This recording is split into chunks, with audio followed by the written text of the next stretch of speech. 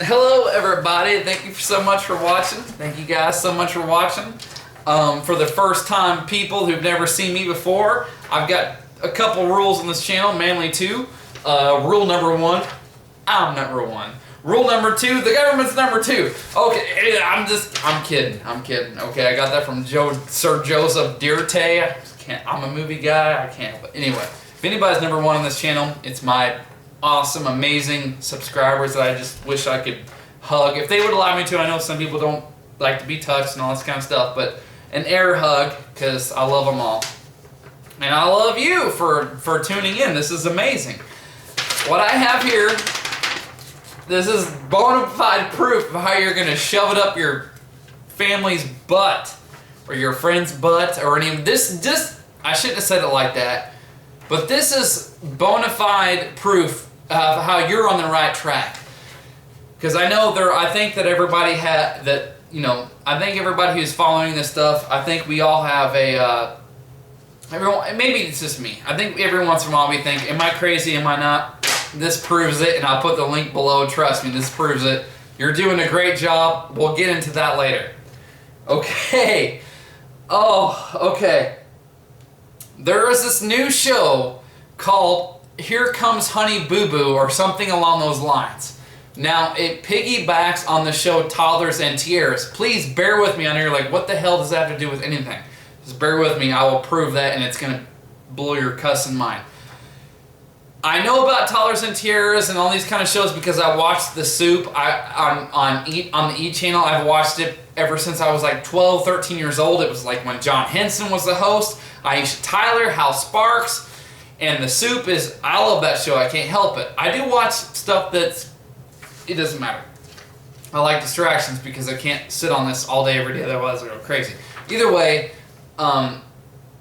it's a show, we'll do Toddlers and Tiaras, that's exactly what it sounds like.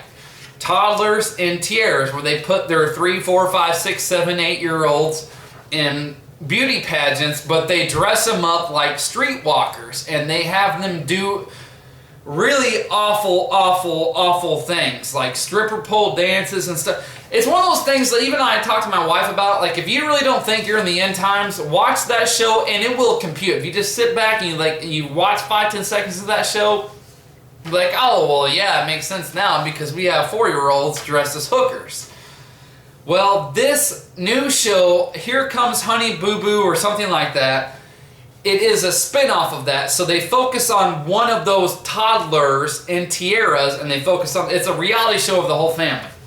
Toddlers and Tiaras. How awful does that sound? Okay, so Here Comes Honey Boo Boo. New show. Focuses on a toddler and a tiara and the whole family. It's on TLC. Here Comes Honey Boo Boo, or whatever. The TLC series, because the only reason I'm saying that is I don't exactly know what the show is called because I cut that part out, and here's the rest of the article. The TLC series hits another high in its 4th episode. Nearing 3 million viewers and topping cable news and broadcast network coverage of the Republican National Convention among, get this demographic, among 18 to 49, okay? Fox News gave its closest competition a run with 1.2 million people. So let me break this down for you. More people are watching little girls dressed in awful things, doing awful things, than they are in the Republican National Convention. So let's do this in a sheeple way, so we can have this conversation amongst the sheeple. We'll break this down for sheeple talk, how you can use this against anybody. You don't even have to even use this. Okay, look. The sheeple don't think that the election is fixed. That's fine. That's fine. So like I said, we'll break this down sheeple talk. More people are watching this awful stuff than they are the RNC. So you could walk up to your mom, your dad, your friend, your sister, your brother, your cousin, your aunt, your uncle, anybody, because chances are they're not watching the RNC because they're watching other stuff.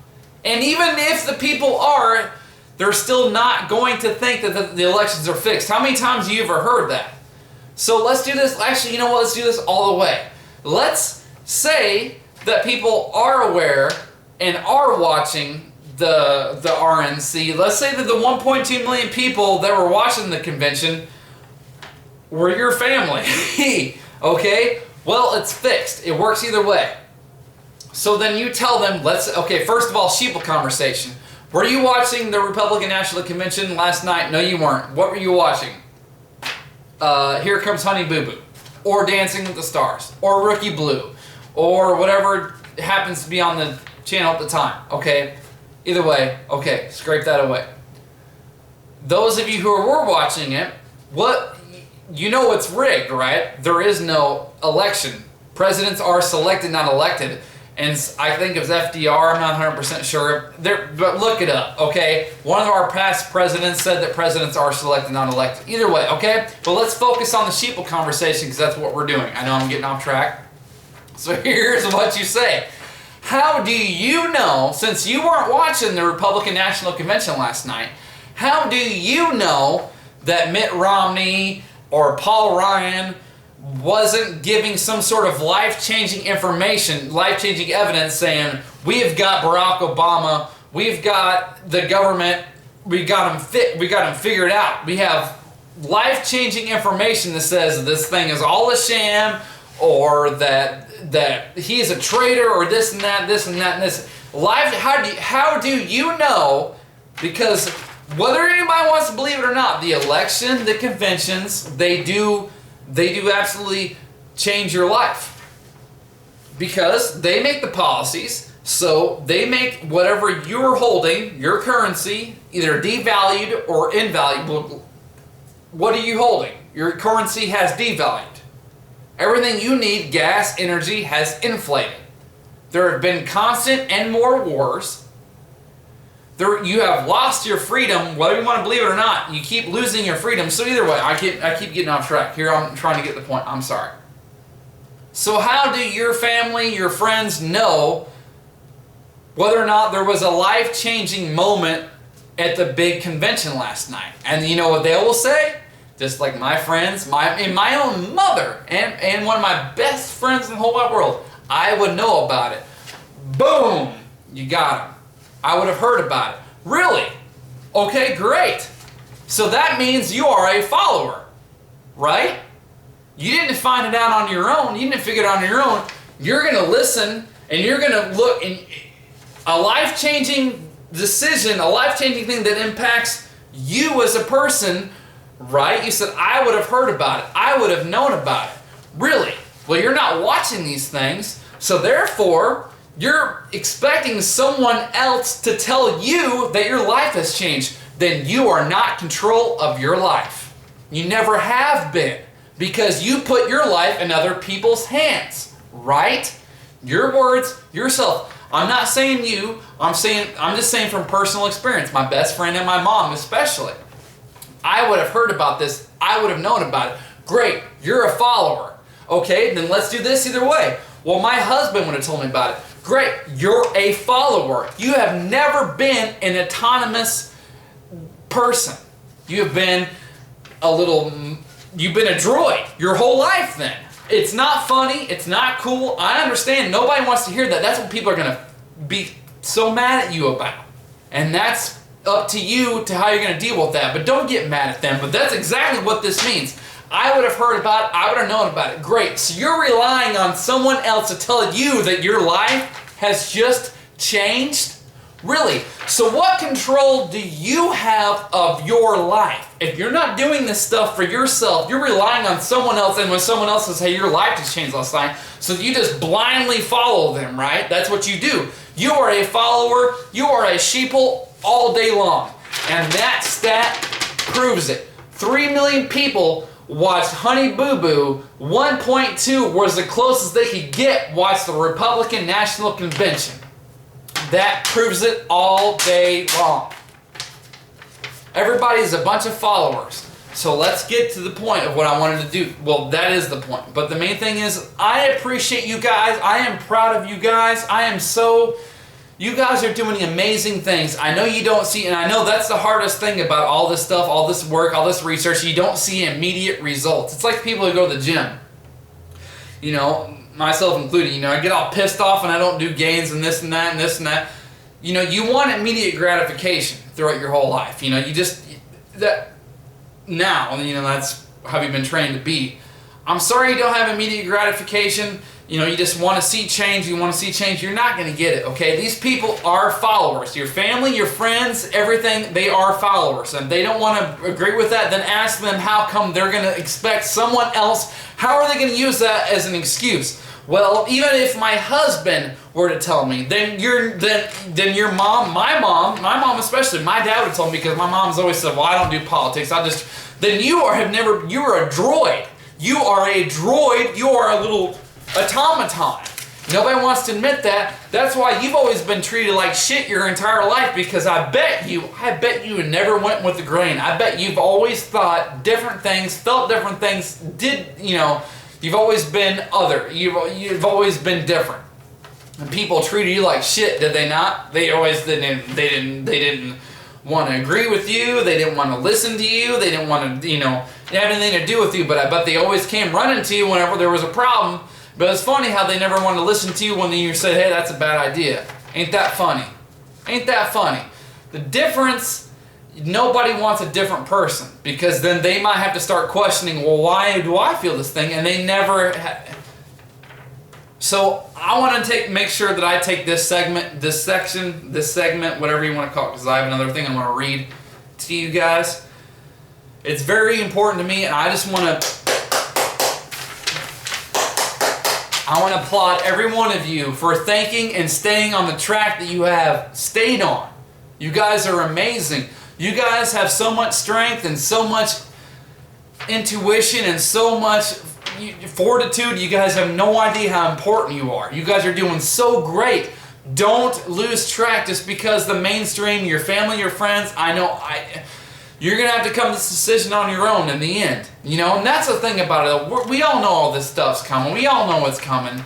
And that's the hardest part about all this stuff, is that I really don't think the I told you so's are going to come. As much as we want them, trust me, I know as much as we want to just show them in their face, I told you so, I told you so. When this stuff happens and you see how unprepared and how panicked and scared they are, and I told you so is not going to feel good. And that goes to show, it doesn't mean you are a great person. Do you feel that you're a better person? I don't feel I'm a better person. I just think that they are just disinformed, uninformed, and they have to be waking up in a different way, in a different manner, and they need the whole world to collapse. And then whenever this stuff starts happening, we can just literally start seeing, because there will be.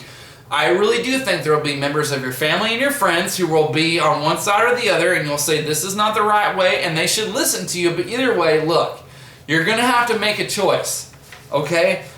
But the fact of the matter is that you saw this coming, and I applaud you, and I think, and I'm not just saying this because you're watching my channel or anything like that. I'm not saying that at all. I don't know, there's no way to tell if everything I've ever said about it's going to be true. But the fact of the matter is that you know, and watch my next video, because this is probably going to run long. I'm going to show you, and you're going to love it, the next video, because I'm going to make it right after this, how this whole convention is a sham, and you are going to have picture perfect, no arguable way out of it. Not you, I mean your friends or your family.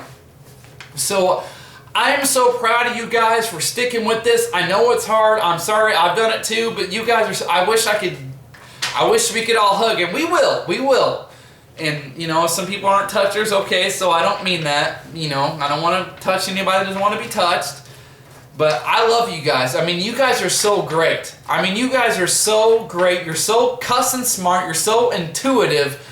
You have to understand, yes, there is a bad thing coming, okay? There is bad stuff coming. But how many of you have been in a car, driven in a car, and you've been through a storm, you've been through a bumpy road, but you always got to where you were supposed to go, right? Otherwise, you wouldn't be able to watch this video.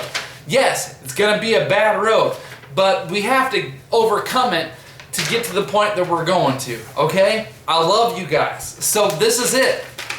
You're going to rely on other people. What I mean to tell your family and your friends, you're going to rely on other people because you weren't watching the Republican National Convention. So how do you know they didn't say this? Well, I'm relying on other people to tell me. Then you're a follower, right? You're not doing this on research for yourself. I mean, cut and dry, right? Pretty simple. Pretty simple stuff.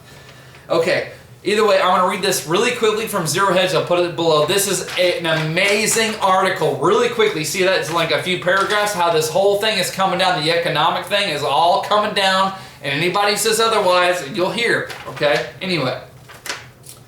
If you haven't heard yet, the United States of America just hit $16 trillion in debt yesterday on a gross nominal basis. This makes the U.S. by far the greatest debtor in the history of the world.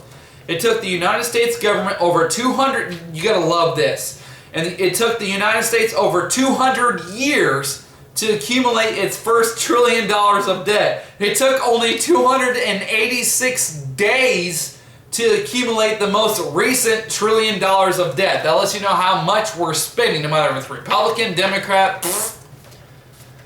200 years versus 286 days. Anyone who thinks that inflation doesn't exist is a complete idiot. To say that the trend is unsustainable is a massive understatement. Get ready for this. At an average interest rate of 2.13%, Uncle Sam will shuffle $340 billion out the door just in interest payments this year. And this number that's only going up. To put it into context, get ready for this. This is great. China owns so much of U.S. debt, our debt, that the interest income they receive from the Treasury Department is nearly enough to fund their entire military. China they can fund their entire military on the interest of our debt. It's rather disgusting when you think about it. Well, you liberal, you crazy conspiracy theorist. Yet when you look at the raw numbers, there is no sign of improvement anywhere. That's what I've been saying for a long time. I don't feel good bringing this news to you guys. You think I want to be a bearer of bad news? Look, I would say that things are going to be better, but there is no sign of improvement in sight. Their whole idea, their whole thing is we'll throw more debt at it. You can't climb out of a garbage pile if somebody keeps putting garbage on top of you. I'm sorry, I don't mean this to be so animated. I can't help it. Okay, so there's no sign of improvement anywhere in sight. Last year, the Treasury Department bought in about $2.3 trillion in tax revenue. They spent listen to this. They brought in $2.3 trillion. They spent $2.9 trillion just on mandatory programs. Just on mandatory programs like Social Security and Medicare, plus the very big budget that is the defense budget. In the 19th century, the Ottoman Empire was facing a similar debt crisis. How long will it take for the interest burden to become unbearable? History is full of examples of superpowers bucking under the weight of their debt. This is not the first time it's happened, and it won't be the last. That's why they mentioned the Ottoman Empire. The Ottoman Empire collapsed, and there was an awesome video by Jay Snip 4. I don't know if you guys watch him. He has an awesome channel. He did the same thing like a month ago about the Roman Empire. The same thing. Unfunded liabilities. Saying, yeah, if you guys keep working, we'll pay you this, we'll pay you that. They couldn't pay it because they just kept doing it. It's ridiculous. Sovereign debt is a giant confidence game. Investors buy bonds on the belief that governments can and will pay. When that confidence is chipped away, the cost of capital becomes debilitating. And people tend to notice a $16 trillion debt.